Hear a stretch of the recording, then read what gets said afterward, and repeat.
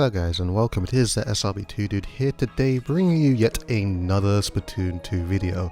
Now first of all, yeah, I sound a little bit quiet today, mainly because I literally just woke up and I got work in like the next 40 minutes, so I really need to make this video now as quick as possible before work actually starts for me. So as you know, Splatoon 2 has been updated from 1.1.2 to 1.20.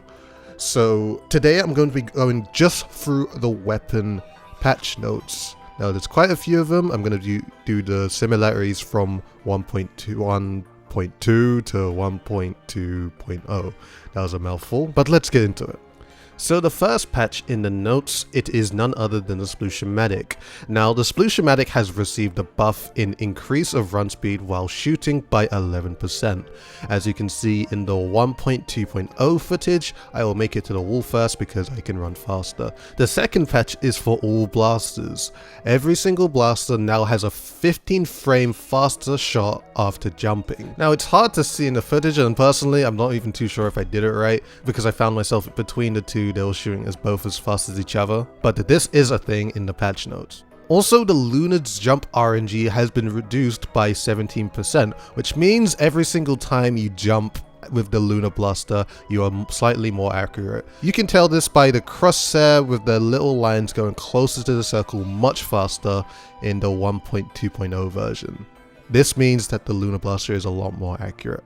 The next buff is the Clash Blaster. Now the Clash Blaster in 1.2.0 inks a lot better, as you can see in the footage right there. And also the Clash Blaster has a much more efficient ink tank. It is actually about 20% more ink efficient, and as you can see in the 1.2.0 footage, I am able to shoot much longer than the last one. Moving on to rollers, we now have the Carbon Roller.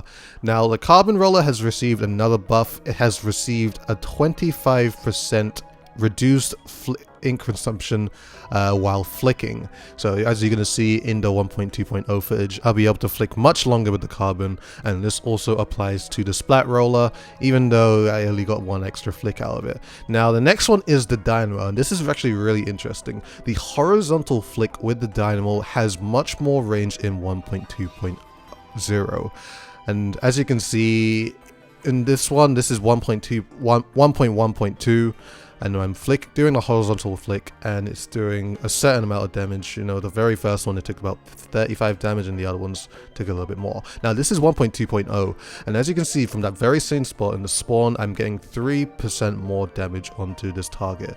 Now if you remember in the last one, I was at this exact position and I wasn't able to kill the dummy in 1.1.2. As you can see now in 1.2.0, I am able to take the dummy out at this range. Now the next buff is the charges. Now this applies for the Splat Chargers and the Splatoscope. Now the Splat Charger has a 4 frame quicker charge time, and as you can see in 1.2.0, by about 4 frames it will charge much faster.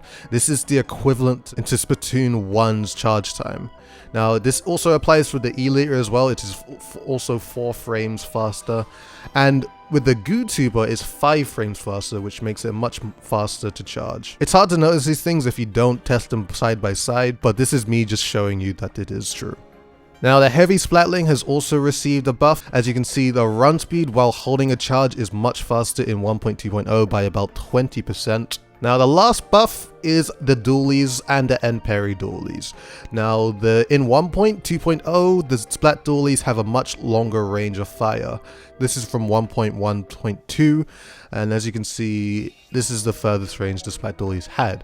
But now in 1.2.0, it has a much longer range. Well, not too significant. It's actually it's only 9% more range, but personally, when playing with the dualies, I feel this is much easier to actually reach targets, and I don't feel like I have to be so close up to my opponents to actually take them out. So this is pretty much all the main weapon rebalances. I feel like it's pretty interesting. A few thoughts that I'll throw out there is that everybody who has been using charges in Splatoon 1 should feel the exact same as they do now in Splatoon 2, because it's about 4 frames faster.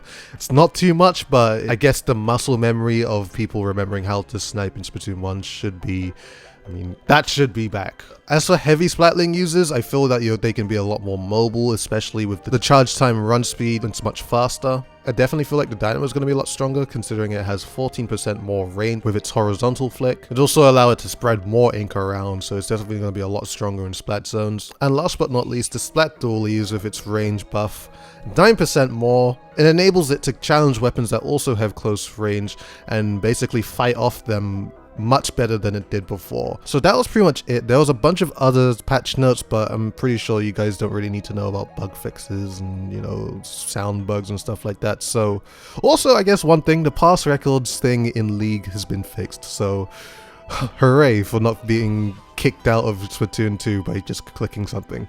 So anyways, that is all for me. I hope you guys have enjoyed this video. If you did, please like, favorite, comment, and subscribe to the channel if you have not already. Follow me on Twitter and Twitch, both in the description below. Do it for both if you're feeling generous.